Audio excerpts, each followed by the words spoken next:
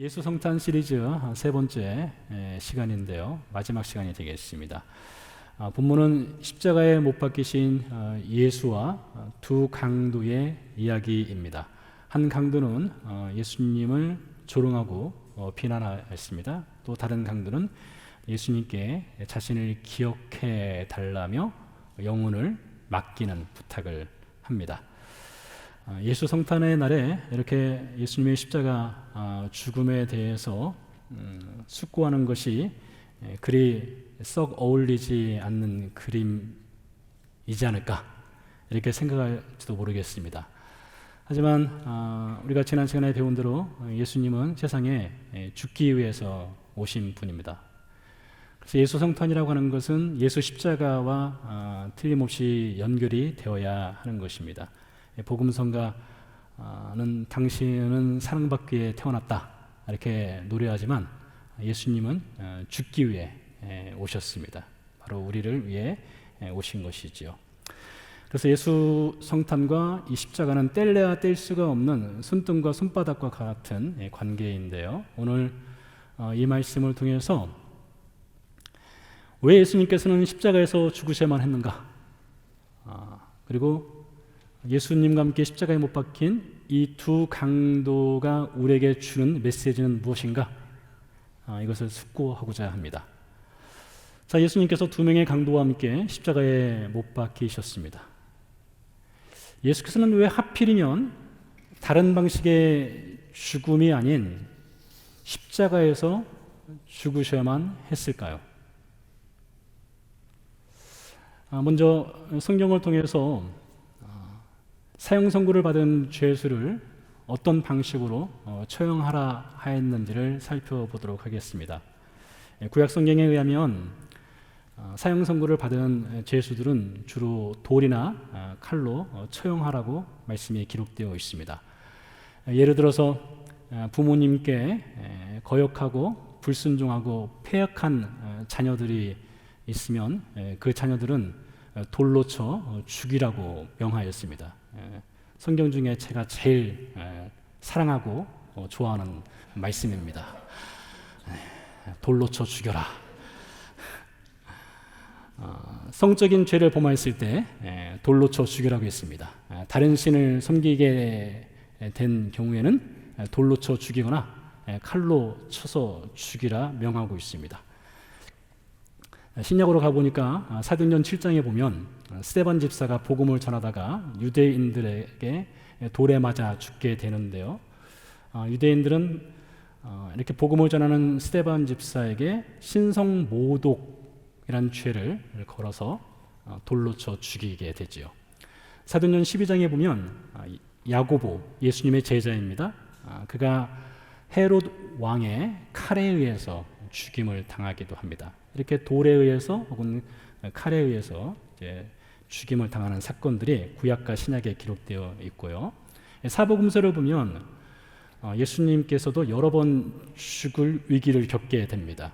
예를 들어서 예수님께서 나사렛, 예수님이 태어나신 곳이죠. 그곳에 가서 말씀을 전하고 내가 메시아다라고 선언을 하셨습니다. 그러자 나사렛 사람들이 예수님을 붙잡아서 절벽으로 끌고 가 떨어뜨려 죽이려 하였습니다. 요한복음 8장에서 예수님께 너가 신성, 하나님의 이름을 모독하는구나 라고 해서 예수님을 돌로 쳐 죽이려 하였습니다. 요한복음 10장에서도 다시 한번 예수님을 돌로 쳐 죽이려 합니다. 그래서 이렇게 말씀드린 대로 신약과 구약 성경에서는 죄를 지은 사람, 처형을 당하게 되는 사람에게 돌로 혹은 칼로 쳐 죽이라 했고 예수님도 그런 위기에 빠진 적들이 있었던 것이죠. 그런데 다시 질문을 하면 예수님께서는 이 돌이나 칼에 의해서 죽임을 당할 수도 있는 그런 상황들이 여러 번 있었는데 왜 그렇게 죽지 아니하시고 십자가에서 죽으셔야 했는가? 이것입니다. 먼저 예수님께서는 본인 스스로가 나는 십자가에서 죽을 운명이다 이렇게 말씀하셨습니다. 요한복음 3장 14절 말씀에 보면 예수께서 이렇게 말씀하셨습니다. 모세가 광야에서 뱀을 든 것 같이 인자도 들려야 하리니. 여기서 인자가 들려야 한다는 말은 나무 위에 달린다라는 뜻이 되겠고요. 십자가에서 죽는다라는 의미가 되겠습니다. 그런 예수님께서 스스로 고백하시기를 나는 돌이나 칼이 아닌 나무 위에 달려서 십자가에서 죽어야 한다라고 말씀하셨습니다. 그렇다는 것은 예수님께서 이 십자가에서 죽어야 하는 어떤 특별한 목적, 이유, 그리고 의미가 있을 것입니다. 자, 나무 위에 달려서 죽어야 하는 것에 대해서 신명기 21장을 통해서 좀 더 살펴보도록 하겠습니다. 신명기 21장 22절, 23절 말씀에 이렇게 기록되어 있습니다.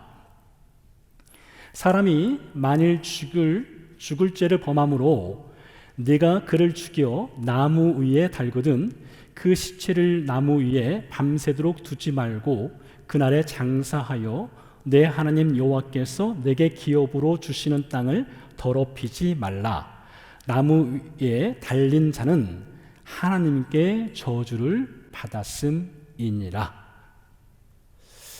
어떤 사람이 죄를 범했습니다. 구체적으로 어떤 죄를 범했는지는 알 수 없으나 그런 경우에 이 사람을 죽여서 나무 위에 달든지 혹은 나무 위에 달아서 죽이든지 그렇게 죽이라겠습니다. 근데 이렇게 나무 위에 달려 죽은 사람은 하나님께 저주를 받은 것이다. 이렇게 신명기에서 말하고 있습니다. 자, 이 말씀을 예수님께 그대로 적용을 시켜보면 예수님께서 나무 위에 달려서 죽은 것은 하나님의 저주를 받았다. 이렇게 이어질 수 있는 것이지요.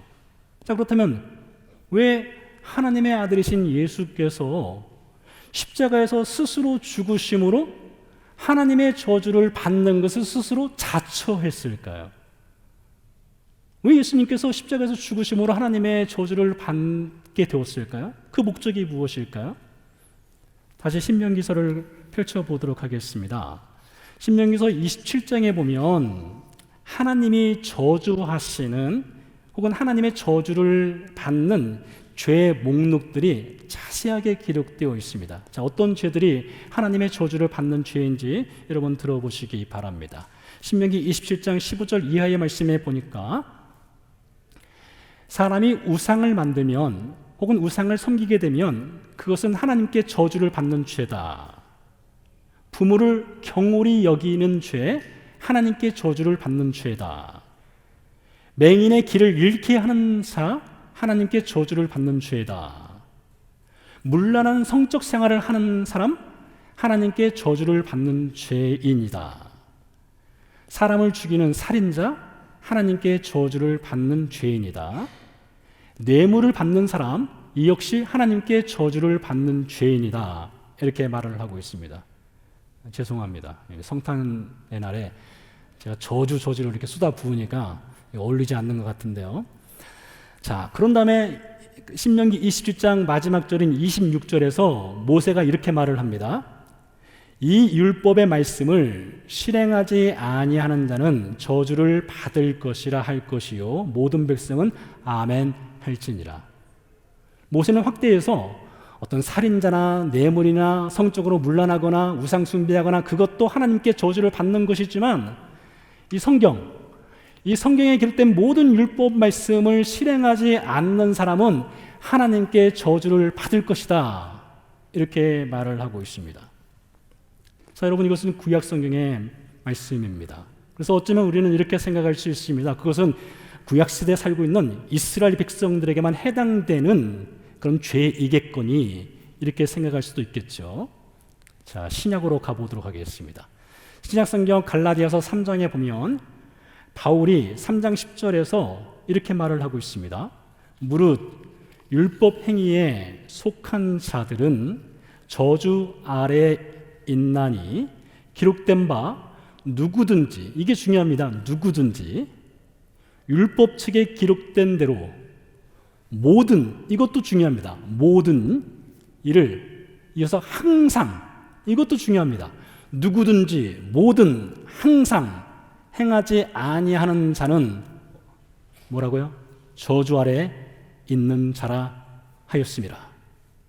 바울이 구약성경 신명기 27장 26절 말씀을 인용해서 신약시대를 살아가고 있는 신자들에게, 우리에게 말하는 것입니다. 우리들에게 말하기를 누구든지 하나님의 율법 모든 것을 항상 행하지 않으면 하나님의 저주 아래 있는 자다, 이렇게 말하는 것이죠. 여러분, 축구장에는 선이 그어져 있습니다.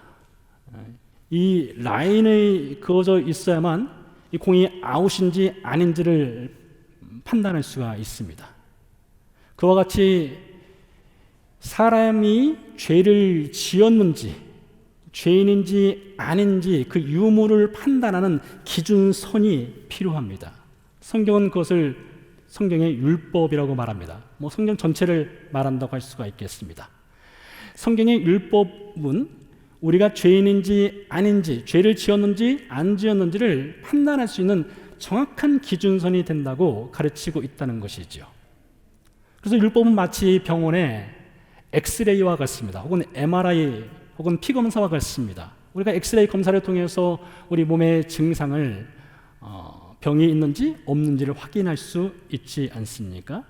그와 같이 성경이란 엑스레이를 통해서 우리가 죄인인지 아닌지를 판단하라는 것이죠. 근데 바울이 로마서 3장에서 말씀을 이렇게 이어갑니다. 말하기를 모든 사람이 죄를 범하였음에 하나님의 영광에 이르지 못하였더니, 그러니까 모든 사람이라고 말하고 있어요. 예외 없이 모든 사람이 하나님의 영광에 이르지 못하는 죄인이다. 다시 말해서 하나님의 저주 아래에 있는 인생이다, 이렇게 말을 하고 있습니다. 여러분들이 어떤 몸의 증상이 안 좋은 증상이 있어서 병원에 간다면 병원에 가서 진찰을 받고 우리가 치료할 수 있는 방법을 찾을 수 있을 것입니다. 그런데 몸에 아무런 증상이 없다면 병원 갈 일이 아마 없을 것입니다. 저는 눈 수술을 하였습니다. 몇 년 전에 눈 수술을 하였는데요. 눈에 무엇인가 좋지 않은 증상이 있다는 것은 알고 있었지만 대수롭게 생각하지 않았었습니다.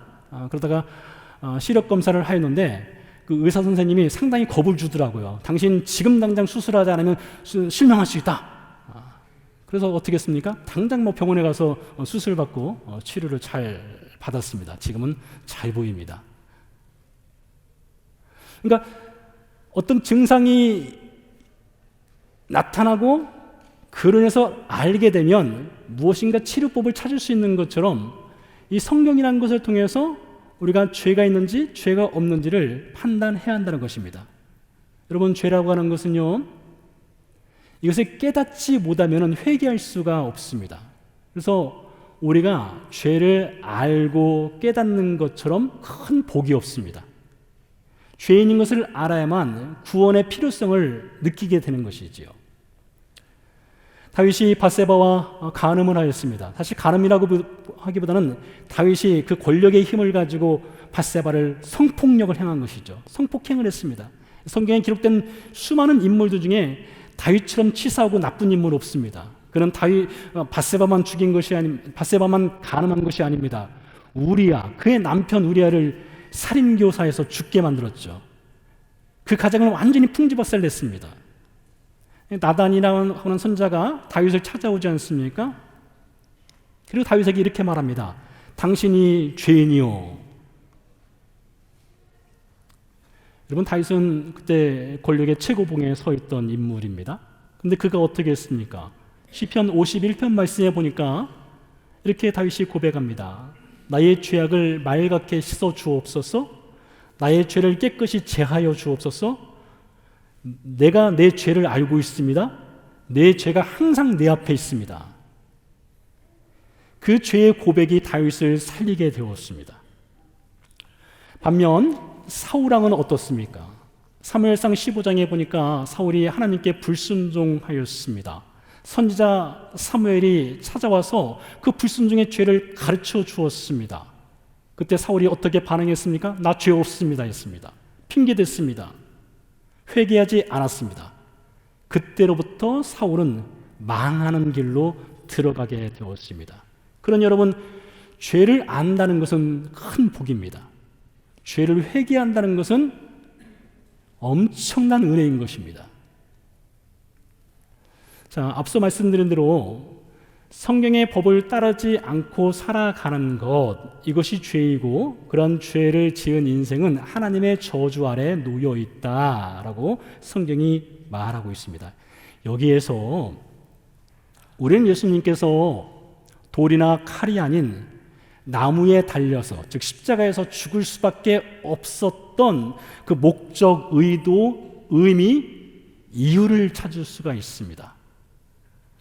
자, 갈라디아서 3장 13절에서 그 답을 볼 수 있겠는데요. 이렇게 기록되어 있습니다. 그리스도께서 우리를 위하여 저주를 받은 바 되사 율법의 저주에서 우리를 속량하셨으니 기록된 바 나무에 달린 자마다 저주 아래에 있는 자라 하였습니다. 여러분, 우리 모두가 다 죄인이라고 성경은 말합니다. 그런데 우리가 죄인이고 하나님의 저주 아래에 있는 우리를 위하여 그리스도가 대신 저주를 받으셨다. 그러니까 예수님께서 십자가에 못 박힐 수밖에 없는 이유, 돌이나 칼이 아닌 십자가에 반드시 죽으셔야 했던 이유는 하나님의 저주를 받은 우리를 대신해서 그분이 그 저주를 그분의 온몸으로 받아내기 위해서 십자가에 못 박히셨다, 이것이지요. 자, 이렇게 예수님께서 죄인을 위해서 십자가에 못 박히는 사건의 날에 양편에 두 강도가 함께 못 박혔습니다. 그중 한 강도가 예수님께 이렇게 말합니다. 39절입니다. 달린 행악자 중 하나는 비방하여 이르되 네가 그리스도가 아니냐, 너와 우리를 구원하라 하되. 한 강도가 예수님을 향해서 비방하고 조롱하였습니다. 네가 그리스도가 아니냐, 네가 구원자가 아니냐, 그러면 너도 구원하고 우리도 구원하라, 이렇게 조롱하였습니다. 여러분, 이 강도의 운명은 어떻게 되어야 마땅하다고 생각하십니까? 이 강도는 어떻게 되어야만 할까요? 그는 예수님을 조롱하고 비난하였으니 마땅히, 당연히, 반드시 지옥 가야 하는 것입니까? 하나님의 공의와 정의의 심판이 예수님을 조롱하고 비난한 이 강도에게 반드시 내려져야 하는 것입니까?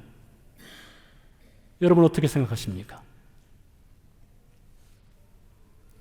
혹 여러분들께서 이 강도는 반드시 마땅히 당연히 지옥 가야 한다고 생각하신다면 잠시 그 생각을 접어놓으시고 말씀을 잘 들어보시기 바랍니다.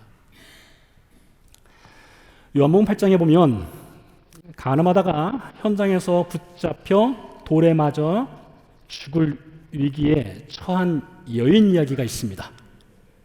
예수님께서 그 여인을 유대인의 손에서 구하십니다. 그리고 말씀하십니다. 나도 너를 정죄하지 아니하노니 가서 다시는 죄를 범하지 말라 하셨습니다. 예수님도 아셨습니다. 이 여인이 간음죄를 범한 건 알고 계십니다. 근데 나도 너를 정죄하지 않겠다 하셨습니다. 예수님으로부터 그 여인이 용서를 받았습니다. 예수님으로부터 용서받은 이 여인, 간음죄를 범했던 이 여인이 오늘 이 강도를 향해서, 예수님을 조롱하고 비난했던 이 강도를 향해서 당신은 마땅히 지옥 가야 될 인생입니다, 이렇게 말할 자격, 그 자격이 있을까? 여러분, 어떻게 생각하십니까? 여러분, 베드로는 예수님을 3번 부인하고 저주하였습니다. 신약 성경에 보면 이 저주라고 하는 표현이 몇 번 등장하지 않아요. 그 중에 하나가 베드로가 쓴 표현입니다. 베드로는 예수님을 3번 부인하고 저주했습니다. 근데 예수님이 베드로를 용서해 주셨어요. 예수님 베드로를 받아주셨습니다. 여러분, 베드로가 이 강도를 향해서 당신은 예수님을 조롱하고 비난했으니 당신은 지옥 가도 싼 인생입니다, 이렇게 말할 수 있을까요? 어떻게 생각하십니까? 여러분, 바울은 비방자였습니다. 그 스스로가 말합니다. 나는 비방자, 박해자, 폭행자, 살인자, 죄인 중에 괴수라고 스스로가 고백하고 있습니다. 예수님께서 그를 용서해 주셨습니다. 바울이 이 강도를 향해서 당신은 예수님을 조롱하고 비난했으니 당신은 죽어도 쌉니다, 지옥 가야 됩니다, 이렇게 말할 자격이 있을까요? 예수님이 못 박히신 날 그 자리에 유대인들이 있었습니다. 바리새인들이 있었습니다. 제사장들이 있었습니다. 로마 군병들이 있었습니다. 그들도 한 목소리로 이 강도처럼 예수님을 조롱하고 비난하였습니다. 그런데 훗날 보면 그렇게 비방하고 비난했던 사람들 중에 예루살렘 교회 신자들이 된 많은 사람들이 있었습니다. 여러분, 그들이 이 강도를 향해서 당신은 마땅히 당연히 반드시 저주받아 지옥 가야 됩니다, 그렇게 말할 자격이 있을까요? 여러분, 우리는 어떻습니까? 그는 극악한 죄를 지어서 십자가에 못 박혀 있지만 우리는 그런 극악한 죄는 짓지 않았을 것입니다. 우리는 그와 우리를 비교한다면 우리는 그보다는 조금은 의로운 삶을 살았을 것입니다. 우리는 좀 고상한 삶을 살았을 수도 있습니다. 교양 있는 삶을 살았을 수도 있어요. 교양 있고 도덕적이고 윤리적인 고상한 삶을 살았을 수도 있습니다. 그런데 그렇다고 해서 우리가 이 강도를 향해서 당신은 마땅히 반드시 당연히 지옥 가야지 이렇게 말할 자격이 우리에게 있을까요? 여러분, 그렇지 않습니다. 우리는 그럴 자격이 없는 사람입니다. 우리나 이 강도의 차이점은, 그 강도는 죄가 드러나서 십자가에 못 박혀 있는 것이고 우리는 죄를 잘 감추고 있거나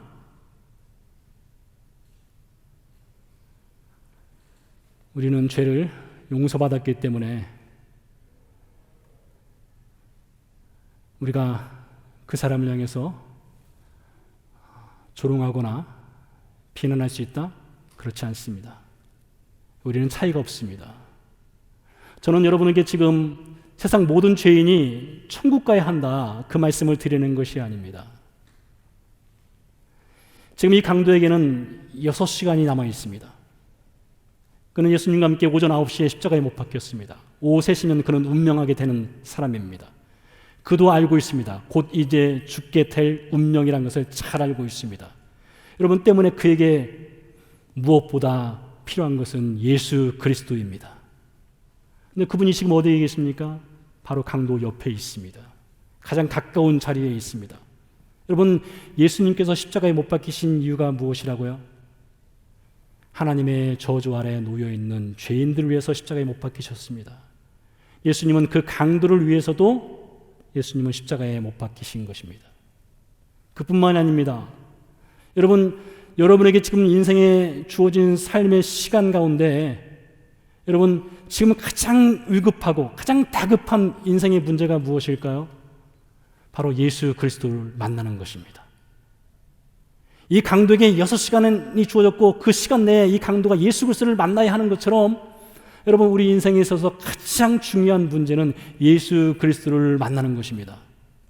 그런 여러분, 저는 이 시간 예수 성탄의 날을 맞이해서 여러분에게 질문하고 싶습니다. 여러분은 하나님의 저주 아래 놓여있는 우리 인생을 구원하시기 위해서 예수께서 세상에 오셨고 우리를 대신해서 하나님의 저주를 받는 십자가에 예수님이 달리셨다, 그로 인해서 우리가 구원받았다라는 사실을 여러분은 고백하고 믿고 있습니까? 예수님은요, 사람을 지옥으로 보내기 위해서 세상에 오신 분이 아닙니다. 오히려 그분은 지옥문을 닫기 위해서 오신 분입니다. 기독교 사상가 C.S. 루이스가 그의 책 천국과 지옥의 이혼이란 책에서 이렇게 말을 합니다. 지옥은 사람이 스스로 선택해서 가는 곳이지 예수님이 지옥으로 들어가라고 미는 것이 아니다. 그런 여러분, 이 예수 성탄의 날에 우리가 예수 그리스도의 십자가의 죽음을 묵상해야 될 이유가 무엇입니까? 혹 여러분 가운데 아직 예수 그리스도를 믿지 않고 있는 분들이 있다면 여러분, 오늘 예수 그리스도를 믿어야 됩니다. 거기에 인생의 진정한 소망이 있는 것입니다. 오늘 이 강도에게는 그것이 필요해요. 자, 본문 23장 40절에서 41절에 보니까 또 다른 강도의 이야기가 등장합니다. 하나는 그 사람을 꾸짖어 이르되 네가 동일한 정죄를 받고서도 하나님을 두려워하지 아니하느냐. 우리는 우리가 행한 일에 상당한 보응을 받는 것이니 이에 당연하거니와 이 사람이 행한 것은 옳지 않은 것이 없느니라. 다른 편에 있는 강도는 자신은 마땅히 죽어 마땅한 죄인이라고 고백을 하고 있습니다. 그리고 죄값을 십자가에서 치르는 것이 당연하다고 고백을 하고 있습니다. 그러면서 이 강도가 말합니다. 이 사람이 행한 것은, 즉 예수께서 행한 것은 옳지 않은 것이 없느니라. 이게 도대체 무슨 말입니까? 이 사람이 행한 것은 옳지 않은 것이 없다. 여러분, 이 강도가 예수님이 메시아인 것, 구원자인 것 제대로 알기나 했을까요? 자신을 위해서 십자가에서 저주받는 분이라는 것을 알기나 했을까요? 어쩌면 이 사람은 예수님이 공생애를 하는 중에 예수님을 따라다녔던 군중들 틈에 있었던 한 사람이었을 수도 있습니다. 예수의 행적을 발로 따르고 눈으로 보고 했던 사람이었을 수도 있어요. 가슴으로 감동을 받았던 어떤 사람이었을 수도 있습니다. 때문에 예수께서 행하신 일은 옳지 않은 것이 없다라고 하는 고백을 했을지도 모르겠습니다. 그런데 우리는 이 사람에 대해서 거의 모릅니다. 우리는 그 사람의 이름도 모릅니다. 도대체 어떤 극악한 죄를 지었기에 지금 십자가에 못 박혀 있는지 우리는 알 수 없습니다. 그런데 잘 들어보십시오. 그가 이렇게 말합니다. 예수여, 당신의 나라에 임하실 때에 나를 기억하소서. 자, 이 말을 하고 나서 그날 오후 3시에 그가 운명을 하게 되었습니다. 죽었습니다. 영혼이 떠났습니다. 자신의 영혼을 예수께 맡겼던 그가 죽고 나서 눈을 뜨게 되었을 것입니다. 예수께서 말씀하셨죠? 약속하셨죠? 네가 오늘 나와 함께 낙원에 있으리라. 이 사람이 눈을 떠보니까 어디예요? 낙원, 천국이라고 해도 되겠습니다. 천국에서 눈이 띄어지게 된 것입니다. 자, 이어지는 이야기는 내피셜입니다. 제 상상의 이야기입니다. 성경에 기록되어 있지 않습니다. 이런 상상을 해보았습니다. 이 사람이 죽었고 눈을 뜨게 됐는데 떠보니 천국이에요.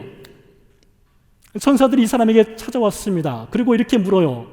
당신은 도대체 누구십니까? 어떻게 이렇게 천국에 오게 되었습니까? 당신은 예수님의 동정녀 탄생을 믿습니까? 당신은 삼위일체를 믿습니까? 당신은 믿음으로만 구원받는다는 이신칭의 교리를 알고 있습니까? 그거 설명할 수 있습니까? 침례 받으셨습니까? 성경 공부했습니까? 어떻게 천국에 오게 되었습니까? 라고 이 사람에게 물었다고 상상을 해봅니다.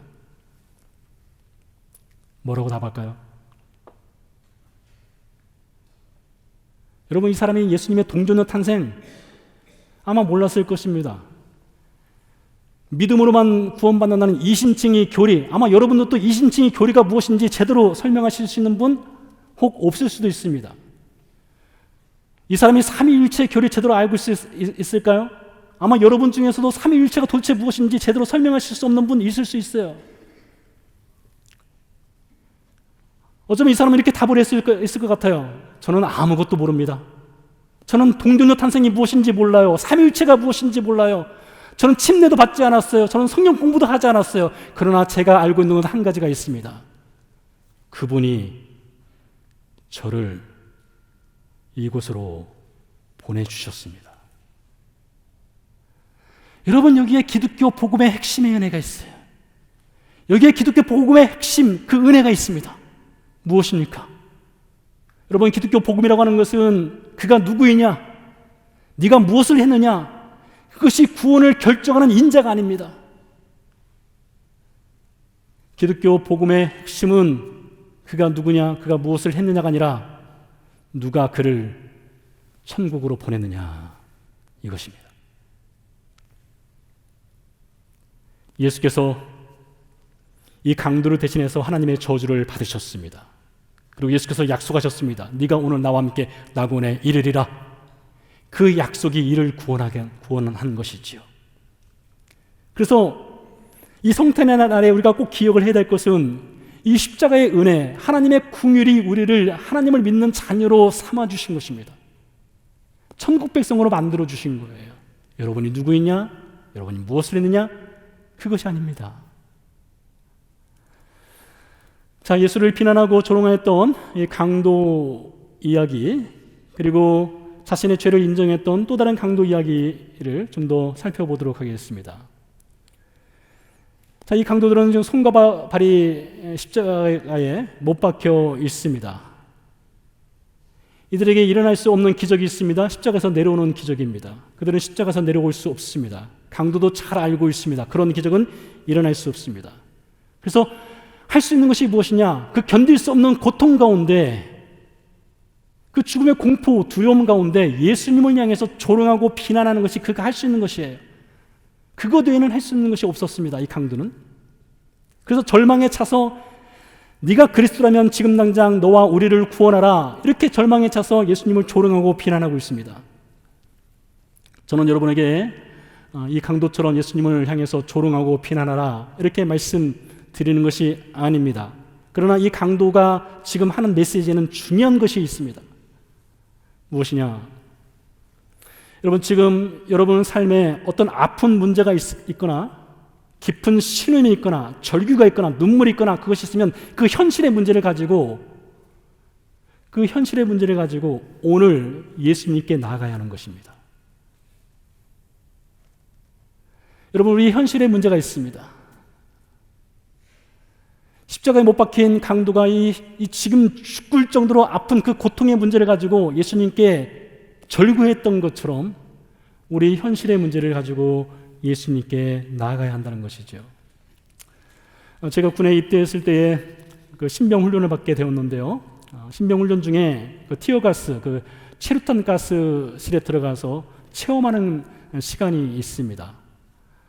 앞에 있는 훈련병들이 이 체류가스를 막기 위해서 그 가스실에 들어갔다 나오는데 이 정신이 다 나가더라고요. 막 콧물, 눈물 쏟고 난리가 아니더라고요.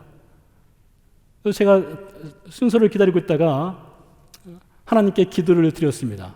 저는 믿는 신자이고 하나님을 믿고 있고, 아니 제가 가스실에 들어가더라도 아무런 문제 없이 평안하게 가서 찬양은 못 부를지라도 평안하게 들어갔다가 나올 수 있도록 해달라고 정말 믿음으로 기도했습니다. 그리고 순서가 되어서 들어갔습니다. 여러분, 거기서 놀라운 일이 펼쳐졌어요. 정말 놀라운 일이 펼쳐졌습니다. 그날 저는 지옥을 경험했습니다. 저는 정말 믿었어요. 아무 일도 없으리라고요.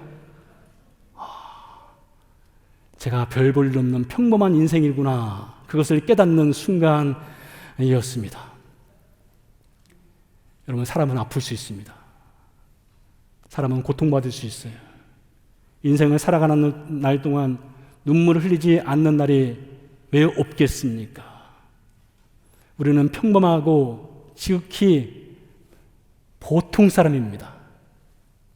그래서 우리가 아픈 문제가 있어요. 현실의 문제가 있습니다.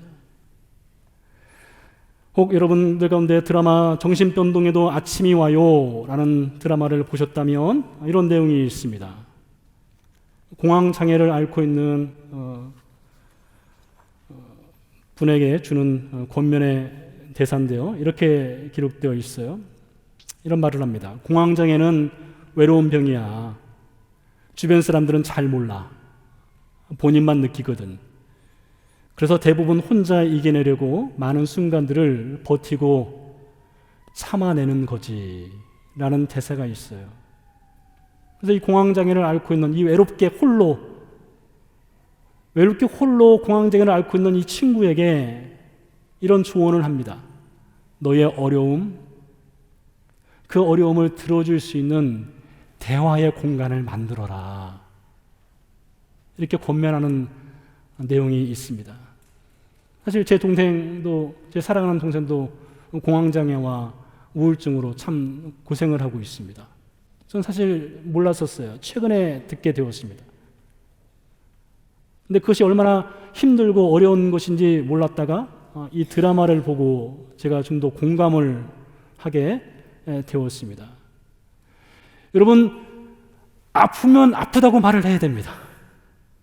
힘들면 힘들다고 말해야 됩니다. 여러분, 그리스도인의 믿음이 무엇이냐? 여러분, 신자의 믿음이라고 하는 것은요, 아프면 아프다고 하나님께 하소연할 수 있는 것이 믿음인 거예요. 힘들면 힘들다고 말할 수 있는 것이 믿음입니다. 눈물 흘리면 눈물 난다고 말하는 것이 믿음인 것이에요. 그것을 꾹 참고 감추고 하는 것은 믿음이 아니에요. 한편 강도는 아주 투박하게 예수님을 향해서 조롱하고 비난함으로써 자신의 고통을 호소했습니다. 그러나 우리는 예수 그리스도를 믿지 않습니까? 하나님이 우리와 함께 하시지 않습니까? 그분에게 아프면 아프다고 소리칠 줄 알아야 하는 것입니다. 그것이 믿음이에요. 근데 여러분, 그 현실의 문제, 아프면 아프다고 소리치고 하는 그 현실의 문제에서 거기서만 멈춰서는 안 됩니다. 또 다른 강도로 볼까요? 또 다른 강도는 어떻게 합니까? 예수여 당신의 나라에 임하실 때 나를 기억하소서. 이 강도는 알고 있습니다. 십자가에서 내려오지 못하리라는 것을 알고 있어요. 이 강도는 그러나 믿는 것이 있습니다. 소망이 있어요. 그는 기다립니다. 그가 죽고 나면 하나님의 나라에 들어갈 그 소망을 기다리고 있어요. 따라서 여러분, 신자에게 현실의 문제가 있어서 그 현실의 문제를 갖고 하나님께 나아가서 그 아픔의 목소리를 내는 것도 중요하지만 동시에 기다릴 줄 알아야 됩니다. 소망 중에 기다릴 줄 알아야 하는 것이에요. 사랑하는 자녀를 잃은 사람을 가장 잘 위로할 수 있는 사람은 같은 일을 겪은 사람일 것입니다. 그런 일을 겪어보지 못한 사람은 어떻게 위로할지 몰라요. 참 위로하기도 쉽지 않습니다. 그런데 같은 일을 겪은 사람이라면 그 마음에 공감이 있기 때문에 위로할 수 있지요. 여러분, 우리 하나님은 어떤 분이십니까? 하나님은 자식을 잃어본 경험이 있으신 분이세요. 하나님은 당신의 자녀를 잃어본 경험이 있으세요. 당신의 자녀를 십자가에서 하나님의 저주를 받도록 보내신 분이세요. 그러니 여러분, 하나님만큼 우리의 현실의 문제 상황을 공감하실 수 있는 사람 없습니다. 하나님은 아십니다. 여러분이 지금 어떤 문제로, 어떤 삶의 어려움으로 신음하고 있는지 아셔요. 고달파는지, 웃고 있는지, 울고 있는지, 행복한지, 불행한지 하나님 그 누구보다 잘 아십니다. 예수님 말씀하셨습니다. 우는 자들과 함께 울라 말씀하셨고, 웃는 자들과 함께 웃으라 말씀하셨어요. 그렇게 사셨습니다. 그렇게 하셨어요.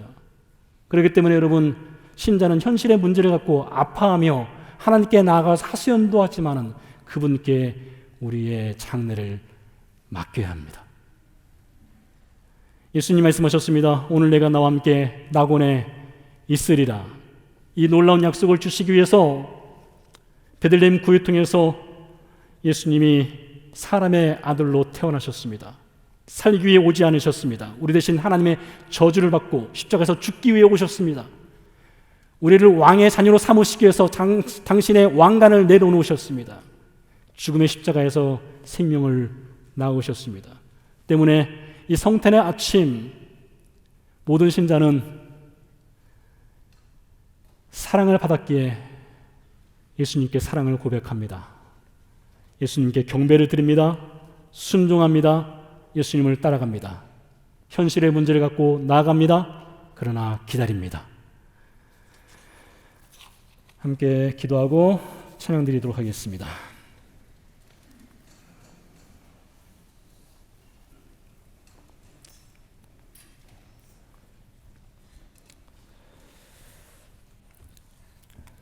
예수님은 돌이나 칼이 아닌 십자가, 나무에 달려 죽기 위해 세상에 오셨습니다. 나무에 달린 자는 하나님의 저주를 받은 것이라, 그 나무에 달려야 할 우리 인생들을 대신해서 예수님이 그 온몸으로 하나님의 저주를 대신 받으셨습니다. 그러한 사랑을 우리에게 베풀어 주셨어요. 그러기 때문에 예수님은 우리의 현실의 문제에 귀를 기울이시고 들으시고 위로하시는 분입니다. 우리의 현실의 문제가 십자가에서 내려오지 못하는 강도처럼 여전히 남아 있을 수 있습니다. 해결되지 않을 수 있습니다. 고통스러울 수 있습니다. 그럼에도 불구하고 우리는 현실의 아픔의 문제를 갖고 믿음으로 주 앞에 나아갑니다. 그리고 기다릴 줄 압니다. 소망 중에 주를 바라봅니다. 당신의 아들을 잃어본 경험이 있으신 하나님이시기에 하나님은 아십니다. 위로하십니다. 힘을 주실 것입니다. 이 시간 같이 기도하시겠습니다. 기도하실 때에 주님, 우리 가운데 아직 우리 형제 자매들 가운데 우리 가족 가운데 아직 예수 그리스도를 믿지 않는 분들이 있다면 여러분 그들을 위해서 기도하시기 바랍니다.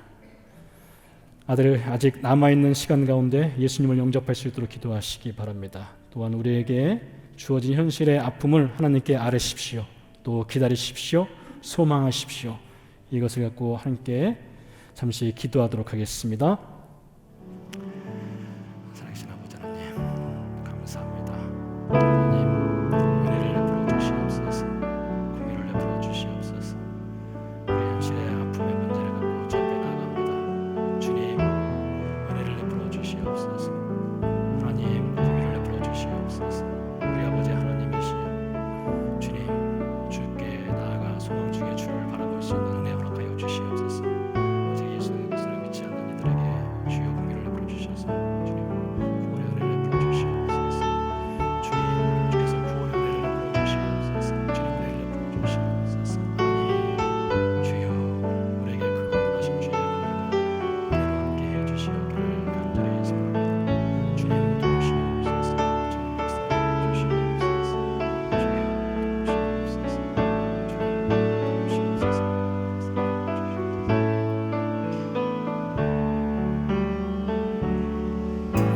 선한 힘의 고요히 감싸요 그 놀라운 평화를 누리며 그대들과 함께 걸어가네 나 그대들과 한 해를 여네 지나간 어물 어둠의 날들이 무겁게 내 영혼 짓눌러도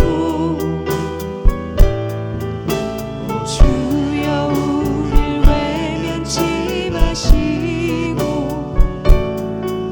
약속의 구원을 이루소서. 그 선한 힘이 우릴 감싸시니 믿음으로 일어나 늘 기대하네. 주 언제나 우리와 함께 계셔 하루 또 하루가 늘 새로워 주께서 밝히신 작은 촛불이 어둠을 헤치고 타오르네. 그 빛에 우리 모두 하나 되어 온눈 위에 비추게 하소서. 그 선한 힘이 우릴 감싸시니 믿음으로 일어나 늘 기대하네. 주 언제나 우리와 함께 계셔 하루 또 하루가 늘 새로워. 다시 한번 기도하도록 하겠습니다. 우리 자녀들을 주 앞에 올려드리겠습니다. 우리 자녀들이 예수 그리스도 그 놀랍고 크신 은혜를 받을 수 있도록 기도합시다. 아직 구원받지 못한 자녀들을 위해서 기도합시다. 더불어서 여러분 한 해를 어떻게 사셨습니까? 한 해를 정리하면서 아픔의 소식, 그 아픔의 눈물 하나님께 아뢰십시오. 또한 하나님께 소망을 들고 살겠노라고, 우리에게 믿음의 믿음을 더하여 달라고. 또 여러분 감사의 제목이 있습니까? 감사의 제목을 또한 주 앞에 올려드리겠습니다. 함께 기도하겠습니다.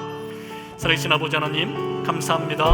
하나님, 우리 사랑하는 자녀들을 주 앞에 올려드리며 기도합니다. 주께 주께서 우리에게 허락하신 자녀들입니다. 우리는 정직이로서 우리 자녀들을 키우고 있습니다. 하나님, 우리 자녀들을 주의 이름으로 축복하며 기도합니다. 하나님, 아직 예수 그리스도를 모르고 믿지 않는 자녀들 주님 불쌍히 여겨주시고 그들 가운데 하나님의 긍휼을 베풀어 주시옵소서. 하나님의 자비를 베풀어 주시옵소서. 하나님의 은혜를 베풀어 주시옵소서.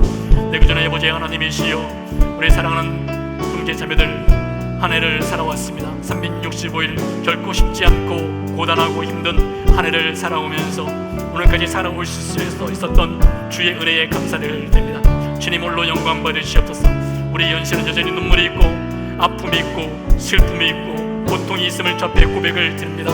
주님, 그러나 우리는 소망 중에 주를 바라보겠습니다. 주께서 우리에게 허락하실 은혜, 위로하실 그 능력, 하나님의 은혜, 긍휼을 바라보며 하루를 잘 버텨내고 이겨내며 승리하는 삶을 살겠습니다. 주님 도와주시옵소서. 주님 긍휼을 베풀어 주시옵소서. 살기 위해서가 아니라 죽기 위해 세상에 오신 예수 그리스도, 사랑받기 위해서가 아니라 하나님의 저주를 우리를 대신하여 받기 위해서 오신 예수 그리스도, 그 성탄을 기억하는 복된 날이 되게 해 주시옵소서. 우리 현실의 문제를 갖고 그 아픔의 문제를 갖고 주 앞에 날마다 나아갈 수 있도록 도와주시옵소서. 여전히 십자가에 못 박혀 있는 듯한 고통이 있고 아픔이 있고 해결되지 않지만 우리 영혼을 주 앞에 맡기고 기다리며 소망 중에 하나님께서 행하실 일을 바라볼 수 있는 굳은 믿음 허락하여 주시옵소서. 이제는 그 아들을 보내신 하나님의 크신 사랑과 십자가에서 죽고 부활하심으로 우리를 구원하신 예수 그리스도의 은혜와 우리 안에 살아계셔서 우리로 하여금 소망 중에 주를 바라볼 수 있는 믿음, 현실의 문제를 갖고 나아가서 간구할 수 있는 믿음 주시는 성령님의 은혜가 예배를 마치고 다시 광야 같은 세상으로 나가는 모든 성도의 삶 가운데 함께 하시기를 간절히 축원하옵나이다. 아멘.